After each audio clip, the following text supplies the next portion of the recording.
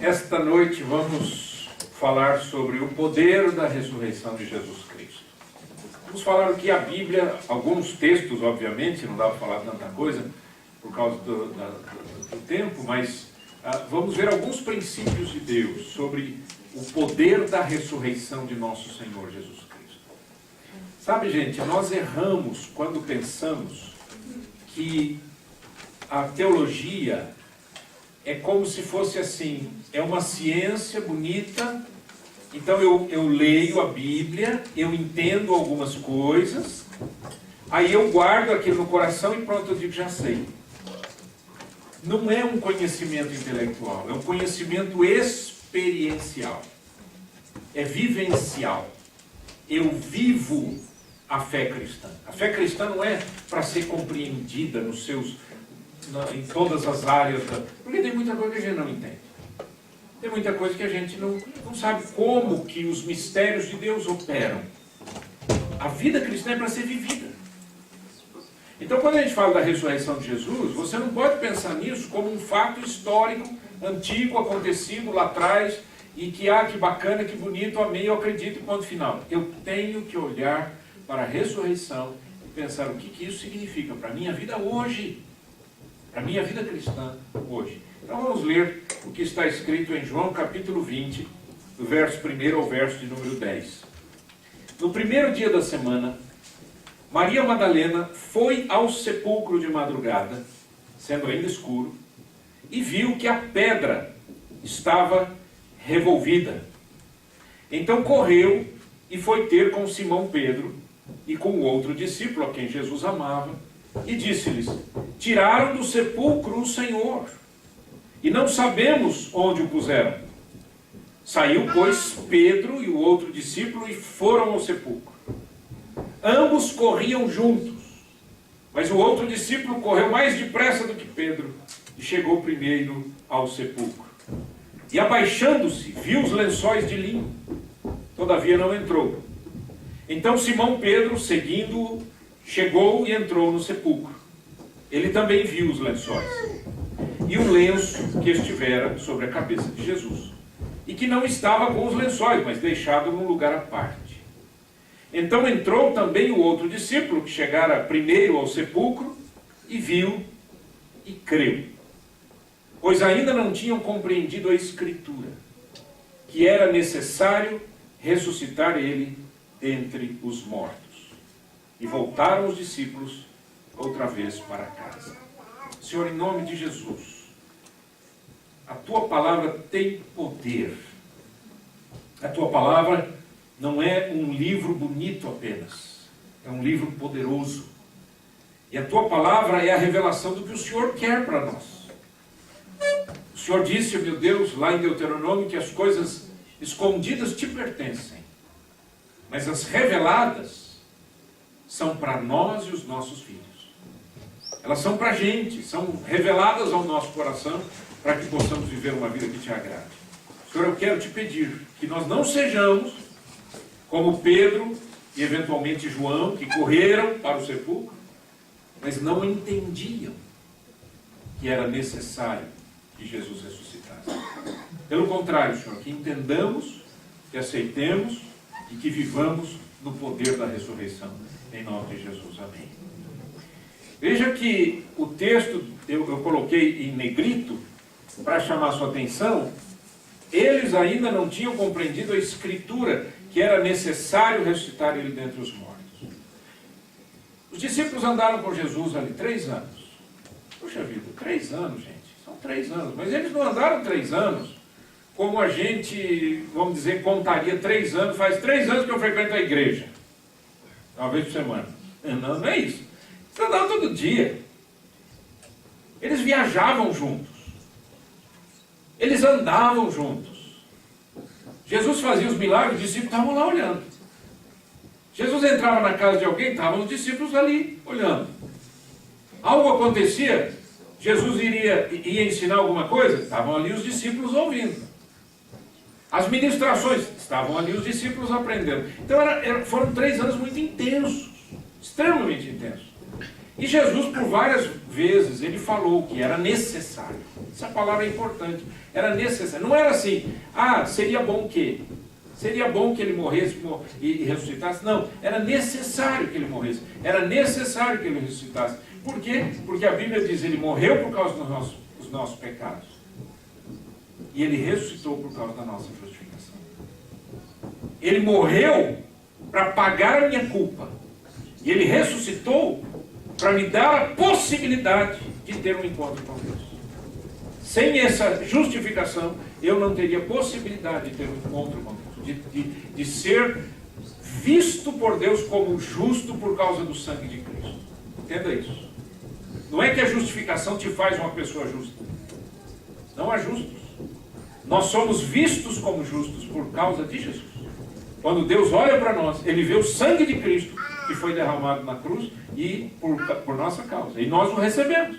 Então, quando você faz uma decisão ao lado de Cristo, você não está fazendo uma decisão eclesiástica, uma decisão de igreja, uma decisão de membresia. Você faz uma decisão ao lado de Cristo para receber todo o privilégio que Cristo deu ali na cruz, entregou ali na cruz. Enquanto você não entrega a sua vida a Cristo, não começa a história. E uma vez que você entrega a sua vida a Cristo, é apenas o começo. Tem gente que fala assim, já entreguei minha vida a Cristo, agora está tudo bem, graças a Deus, aleluia, agora estou livre, né? Está livre, aleluia. Eu creio no poder de Deus. Só que a questão não é essa, a questão é que ali começou uma história nova. Né? Por isso que a Bíblia chama de novo nascimento. Se você, imagine que fosse realmente um nascimento humano. Não é, né? Mas imagine que fosse um nascimento humano. Imagine que você voltasse, como disse Nicodemos, né? Você voltasse para a barriga da sua mãe, você vai nascer de novo, certo? Aí você é um bebezinho de novo. Aí como bebezinho você olha e diz, agora que eu já nasci de novo, eu estou completo. Isso?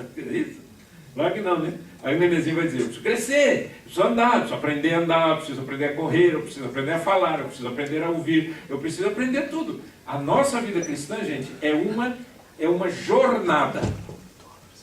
Ela começa quando entregamos a nossa vida a Cristo. E quando é que ela vai terminar, pastor? Quando a gente morrer? Não. Quando a gente estiver com o Senhor Jesus para sempre. Amém? Então, eles não haviam compreendido, versículo 9, a Escritura, que era necessário Jesus ressuscitar. A ressurreição vence a morte. Por isso que Paulo diz, onde está, ó morte, o teu aguilhão, o teu poder, a tua lança, a tua espada, a força de matar, o seu aguilhão. Aguilhão é como se fosse uma lança ou alguma coisa assim. Né? Onde é que está a força que você tem, morte? Acabou a força da morte quando Jesus ressuscita. Ok? Então vamos ver as características da ressurreição de Cristo. Em primeiro lugar, ele demonstrou, a ressurreição de Cristo demonstrou a aceitação do sacrifício expiatório de Jesus Cristo. A palavra expiatório com X é a palavra que declara o pagamento da dívida. Morte expiatória. Levítico capítulo 17, versículo 11. Quer ler comigo, em voz alta? Vamos lá? Porque a vida da carne está no sangue, e eu vou tenho dado sobre o altar, para fazer expiação pela vossa alma, porquanto é o sangue que fará expiação da vida. Então, veja, o sangue fará expiação, está errado aí, em virtude também está errado, da vida. Errei na digitação. O sangue faz a expiação em virtude da vida. Por que Jesus Cristo morreu? Porque era necessário pagar a culpa. Esse pagamento, Pedro diz, não foi com ouro, nem com prata, que fostes resgatados, né, da vossa vã maneira de viver, mas pelo precioso sangue de Jesus Cristo. Então, quando Jesus morreu, ele pagou, mas tem mais. Era necessário que o sangue fosse derramado, porque a Bíblia diz, o sangue é a vida. Por isso que os judeus não poderiam comer carne cujo animal não tivesse o sangue derramado. Certo? Até hoje. O animal tem que ser morto de uma certa maneira que o sangue saia do corpo. O sangue não pode ficar. Certo? Aquilo que tem no Brasil é uma comida feita no sangue. Galinha ao molho pardo. Eu não comi, nunca comi esse troço. Não tenho ideia do que é. Mas essa comida, ela é feita no sangue do animal. E biblicamente, não é para ser feito isso. Por quê? Porque a Bíblia diz, porque a vida está no sangue. Então, se o animal morreu, o sangue tem que ir embora. Mas tinha mais ainda. O animal morto, não agora o animal do alimento, mas o cordeiro morto, ele morria no lugar do ofertante. Imagina a cena. Imagina um sacerdote, ele chegava, vinha o ofertante, vinha a pessoa perto do sacerdote, e a pessoa que vinha perto do sacerdote dizia assim, tem uma senhora chegando ali, se alguém quiser receber, eu não sei quem é, se fala português, se não fala, mas não custa alguém receber, tá bom? Não precisa todo mundo olhar também, né? Vamos lá. Só para dar não sei quem, mas então vamos lá. O ofertante, quando o ofertante chegava, ele vinha trazendo um cordeirinho. Imagina a cena. Ele vinha trazendo um cordeirinho. Quando ele trazia o cordeirinho, animalzinho assim, o sacerdote dizia, bom, o que você veio fazer aqui? Eu vim fazer expiação pelo meu pecado. Tudo bem? Deus abençoe. Agora para reconhecer. Expiação pelo pecado. Aí, o ofertante, presta atenção nisso, hein? O ofertante colocava a mão sobre a cabeça do cordeirinho. O sacerdote pegava uma faca muito afiada e passava no pescoço do animalzinho. Enquanto o ofertante estava com a mão, imagina você trazendo um animalzinho, seu animalzinho, e cordeirinho já tem uma carinha, não é? Você fala assim, se fosse uma cobra, você cortava, picava, punha no... Né? Isso é um cordeirinho, né? Aquele cordeirinho, imagina você olhando para o cordeirinho olhando para você, e você sabia que o cordeirinho ele morre sem gritar? Não é igual porco. Não sei se vocês sabem disso, mas o porco grita muito, né? Os cordeiros, a ovelhinha não grita, não faz som. Chora. É verdade. É muito triste, é muito triste. Quem já viu um cordeirinho morrer, depois tem dificuldade com essa carne.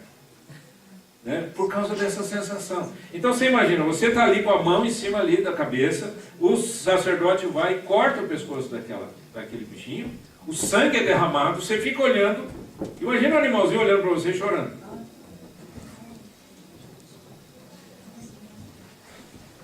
Nossa, o que quer dizer?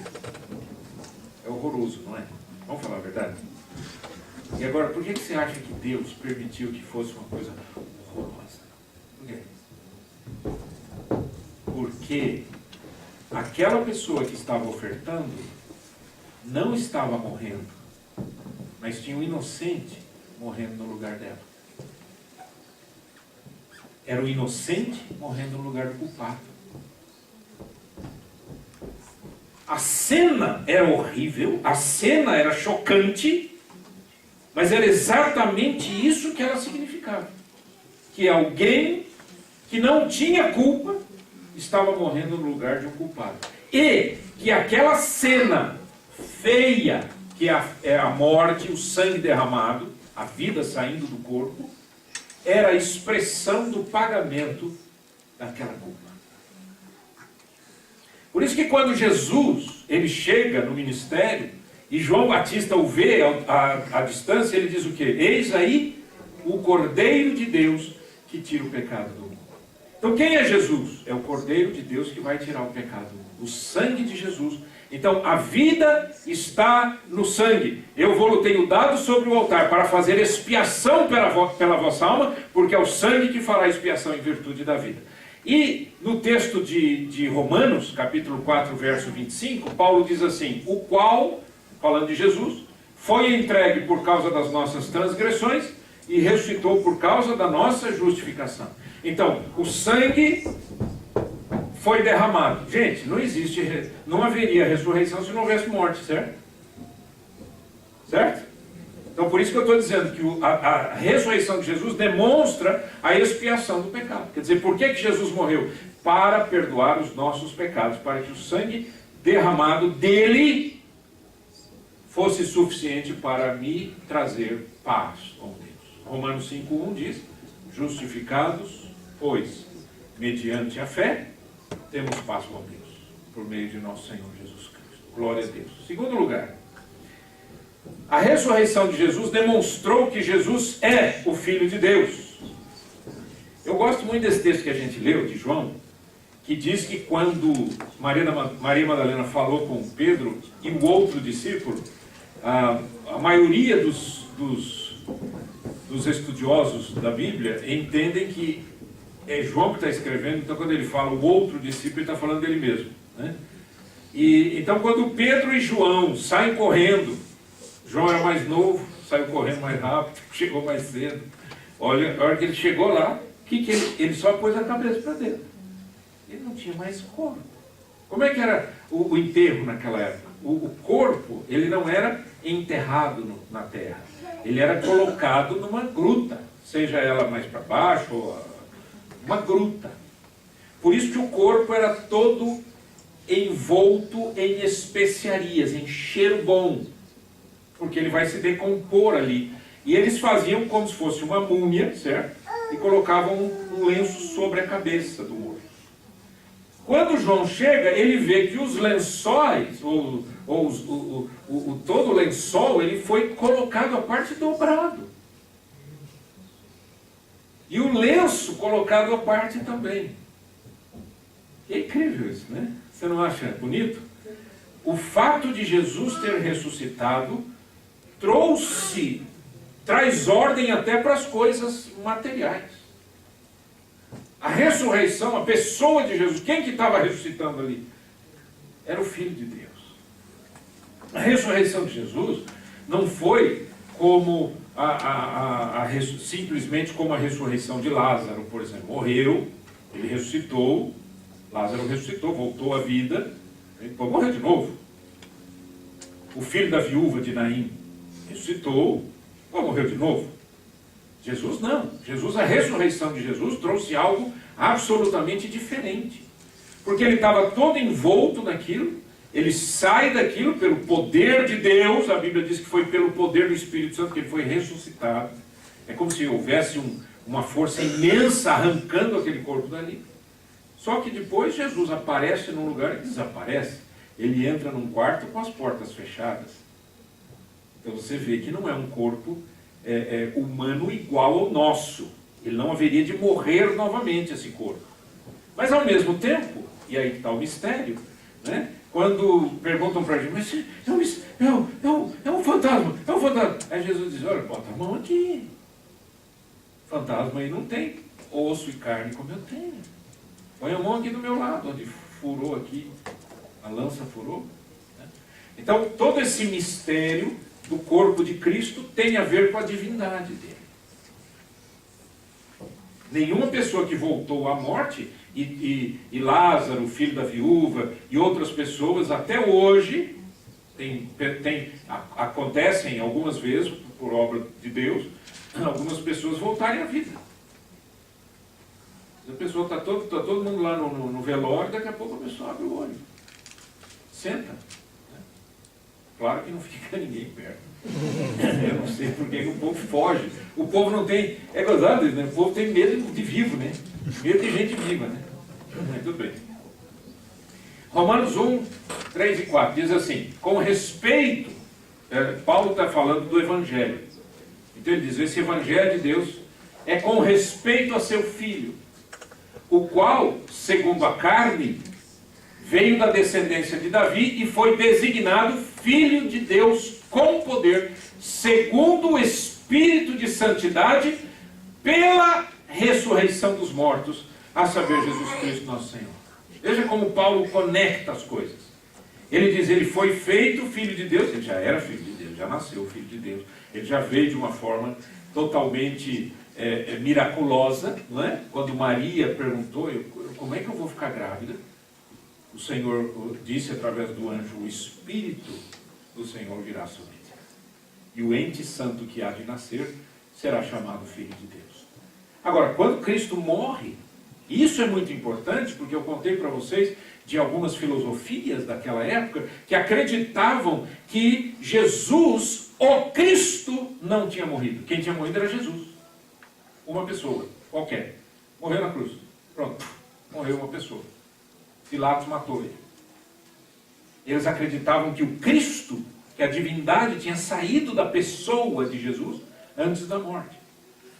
É uma das grandes heresias, depois vai aparecer lá para frente durante os séculos. Mas aqui, esse texto está deixando absolutamente claro. Ele é o Filho de Deus, que foi designado com poder segundo o Espírito de Santidade, pela ressurreição dos mortos. A ressurreição dos mortos confirma, este é o Filho de Deus. Não só a morte, mas a ressurreição dos mortos confirma, este é o Filho de Deus. Terceiro lugar, provê um firme fundamento para a nossa fé. 1 Pedro 1, 21 diz assim, que por meio dele tendes fé em Deus, o qual o ressuscitou dentre os mortos e lhe deu glória, de sorte que a vossa fé e esperança estejam em Deus. Paulo diz, se Cristo não ressuscitou, é vã a nossa fé. Por isso, queridos, que nós temos que, sempre que vamos contar a história, né, como a gente fala, contar a história da salvação, você tem que falar tudo. Você não pode parar no meio. Você vai falar que Cristo Jesus veio ao mundo? Aleluia, ele veio. Que ele cresceu? Aleluia, ele cresceu. Que ele fez milagres? Aleluia, ele fez milagres. Ele morreu? Ele morreu. Ele ressuscitou? Ele ressuscitou. Ele subiu ao céu? Ele subiu ao céu. E ele há de voltar? Ele há de voltar. Conta a história inteira. Porque tudo isso é a base da nossa esperança e a base da nossa fé. O fato de Jesus Cristo ter morrido e ressuscitado me dá esperança e vida e fé de que a morte não é o fim. O que mais mete medo nas pessoas? A morte. Vamos falar a verdade? É a morte. A morte mete medo em todo mundo. Por quê? Porque a pessoa fica, gente, eu vou morrer. Sei lá como, mas não importa como. O que importa é que vai ter uma hora que os meus olhos vão se fechar para sempre. Pense nisso. Vai ter um dia que os meus olhos vão se fechar para sempre. Se eu vou morrer de doença, se eu vou morrer de sei lá, acidente, se eu vou morrer de velho, não importa. O que importa é que vai acabar. Quando você começa a pensar nisso, você fala, gente, que coisa absolutamente estranha, não é? Como é que fica essa história? E daí? E as pessoas com quem eu convivi, né? As pessoas que eu amo, minha família, como é que fica? Eu fecho os olhos, e aí? Se você não crê no Senhor Jesus, você tem que ficar com medo. Mas se você crê no Senhor Jesus de todo o seu coração, e você crê que Jesus morreu pelos seus pecados, e que Ele ressuscitou para a sua justificação, que você tem paz com Deus por causa disso, a sua morte não é uma morte. É uma transferência, né? Eu deixo de viver aqui para continuar vivendo na presença do Senhor para sempre. Porque o meu espírito não morre. O meu corpo morre, mas o meu espírito não morre. Louvado seja o nome do Senhor. Né? O espírito não morre. Bendito é o Senhor. Então, a ressurreição de Jesus me traz base de fé. Quando alguém chega para mim e diz assim, olha, mas Buda também foi um homem bacana, fulano também foi um homem legal, Ah, aquela religião também ensina coisas boas. Eu digo, quem deles ressuscitou?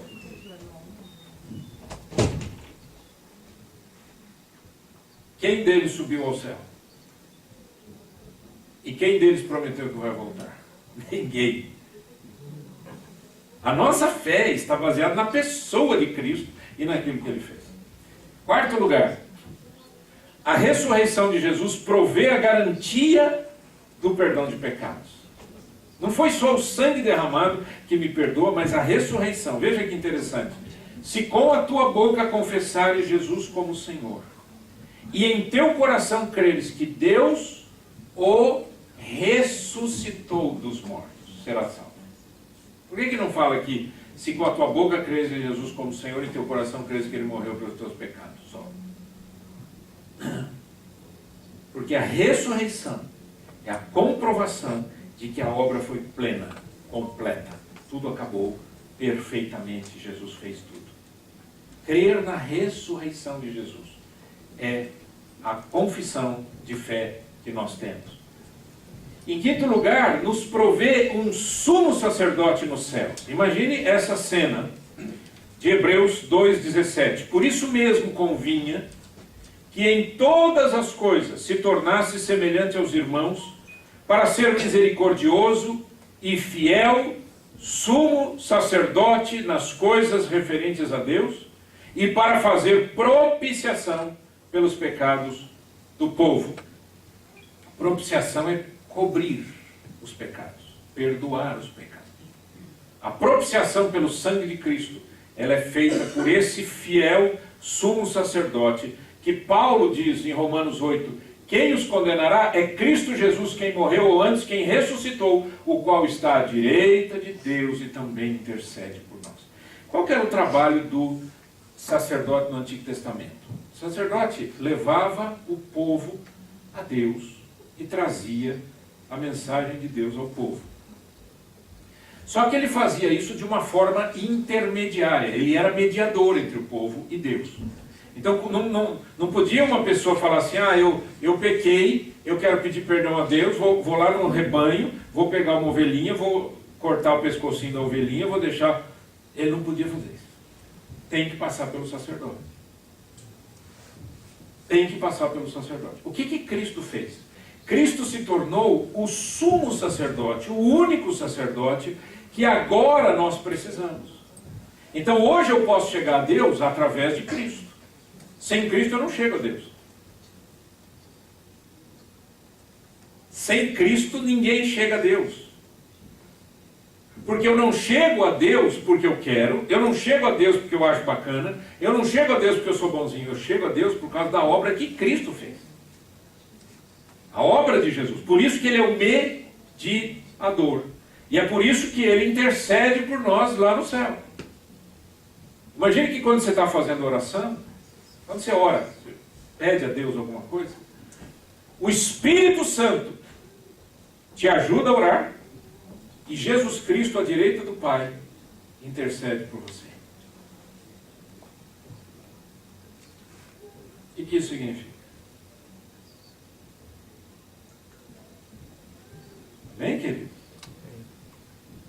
Sexto lugar, é a garantia para o seguidor de Jesus de todo o poder para a vida e serviço. Efésios capítulo 1 diz assim, versos 19 e 23, diz assim, Paulo está orando pelos Efésios, ele diz, e qual a suprema grandeza do seu poder para com os que cremos, segundo a eficácia da força do seu poder, o qual exerceu ele em Cristo, ressuscitando-o dentre os mortos, e fazendo-o sentar à sua direita nos lugares celestiais, acima de todo principado, e potestade, poder e domínio, e de todo nome que se possa referir, não só no presente século, mas também no vindouro.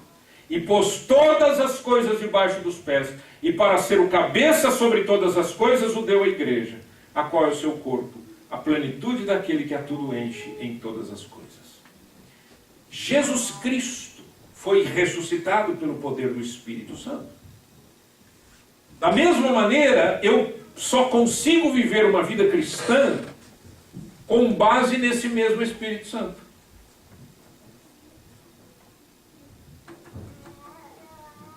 Viver a vida cristã é a parte mais difícil da nossa existência, gente. Tudo o resto é fácil. Viver uma vida cristã saudável, bonita, do jeito que Deus quer, com os princípios de Deus, com a orientação de Deus, fazendo só o que Jesus quer e não o que você quer, essa é a parte difícil. Aceitar as Escrituras do jeito que elas estão escritas, porque foi assim que o Senhor estabeleceu, essa é a parte difícil. O resto tudo é fácil, gente. Trabalhar é fácil, viver é fácil, tudo o resto é fácil. Mas ser um cristão saudável é bem difícil. Então, o que eu preciso? Eu preciso de poder para isso, senão eu não consigo.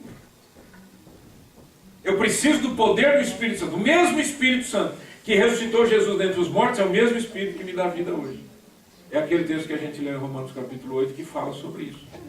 Quer dizer, Ele me ressuscitou e agora eu posso viver uma vida nova. Eu vou viver em novidade de vida. Da maneira como Jesus foi ressuscitado entre os mortos, eu sou ressuscitado para uma vida nova. Uma vida bonita, uma vida extremamente dirigida pelo poder do Espírito Santo. 7º lugar, a ressurreição de Jesus é a garantia da nossa própria ressurreição e imortalidade. 1 Coríntios capítulo 15, versos 54 a 58. E quando este corpo corruptível se revestir de incorruptibilidade, e o que é mortal se revestir de imortalidade, então se cumprirá a palavra que está escrita: tragada foi a morte pela vitória. Onde está, ó morte, a tua vitória? Onde está, ó morte, o teu aguilhão? O aguilhão da morte é o pecado. E a força do pecado é a lei. Graças a Deus que nos dá a vitória por intermédio de nosso Senhor Jesus Cristo. Portanto, meus amados irmãos, sede firmes, inabaláveis e sempre abundantes na obra do Senhor, sabendo que no Senhor vosso trabalho não é vão. Então veja que Paulo, ele está falando aqui sobre a mudança total. Ele está falando sobre o arrebatamento. Mas ao mesmo tempo ele está falando sobre a ressurreição. Ressurreição dos mortos. Então quando ele fala na ressurreição dos mortos, ele está dizendo, olha, esse corpo vai se revestir de incorruptibilidade. E o que é mortal vai se revestir da imortalidade. Não foi o que aconteceu com Jesus? O corpo de Jesus era um corpo humano, gente. Certo? Era um corpo humano. Jesus estava no barquinho lá com sono, a Bíblia diz. Os discípulos foram acordados. Senhor, nós vamos morrer. Ele estava dormindo. Quem é que dorme? Quem está com sono. Quem precisa dormir, quem está cansado. Né? Jesus comia. Jesus sofreu no seu corpo. Cada uma daquelas chibatadas arrancaram pedaços de Jesus. Ele sofreu no seu corpo. E ele deu tudo isso por nós. Morreu. 3 dias depois ele ressuscitou. Mas ele não estava em pedaços. Ele não tinha sono. Ele não tinha mais fome. Ele estava incorruptível. Da mesma maneira, isso um dia vai acontecer conosco. Você nunca parou para pensar que a nossa vida é curta demais? Quando você olha para a história do mundo, a história dos países, a história das famílias. Quando você olha para a história da sua família, quem tem bisavó, quem tem? Vivo. Já foram, né? Não tem não. Quando eu nasci, a mãe do meu pai tinha morrido 1 mês antes do meu nascimento. Eu já nasci naquele clima. Só tive uma avó, a mãe da minha mãe. Os pais, nem sei quem foram, né? E os meus avós já foram embora também. E meu pai já foi embora também. Minha mãezinha fez os 90 anos este ano. E aí eu olho para trás e digo assim, uau, o povo está indo embora. Aí eu olho para a minha carteira de identidade e eu vejo que eu estou atrelado a isso, né? Quer dizer, as coisas vão acontecendo, um puxa o outro, né? É uma corda, um puxa o outro. Não é? Quando eu penso que o meu filho mais velho vai fazer 33 anos, e eu vou fazer 58 esse ano, o que você pensa? Na transitoriedade da vida. Tudo passa rapidamente. Nós voamos, diz a Bíblia. Tudo passa. Por isso que a gente tem que aproveitar, gente. Aproveitar bem aproveitado. Não é aproveitar na libertinagem, no erro, né? Mas aproveitar bem aproveitado os momentos. Sabe? Aquela ideia que muita gente tinha, ou que tem ainda, né? Ai, eu estou trabalhando agora dia e noite, dia e noite, dia e noite, porque um dia eu quero curtir. Que dia? Que dia? Aí morre. Trabalhou tanto, morre. Aí o que tem, aí fica igual aquele texto de Jesus, né? Louco. Esta noite pedirão a tua alma, e o que tens, para quem será? Precisa curtir a vida, gente. Precisa viver uma vida bonita, uma vida de paz, uma vida de alegria com as pessoas. Poder olhar nos olhos das pessoas e falar assim, eu não tenho nada contra essa pessoa. Ai, que gostoso, eu estou em paz. O coração está em paz. Poder pensar na família, né? Eu falando com a minha mãe, lá no Brasil, agora, minha irmã está morando com a minha mãe, então ela levou tipo um iPad, né? Então ela liga na internet, aí eu vejo minha mãe, né? Até então era só no telefone, agora eu vejo minha mãe vê meu rosto, né? Aí minha mãe conversando comigo, oi filho, tudo bom? Não mãe, tá tudo certo aqui. Vem embora, filho. Vem pra cá. Aí logo ela dá ela sabe quem eu sou e o que eu faço, né? Aí dá uma parada assim, diz, não filho, você é um servo de Deus, vai para onde Deus quiser que você vá, faça o que Deus quer que você faça. Mas aí eu fico pensando, né? Minha mãe tem 90 aninhos. Nossa,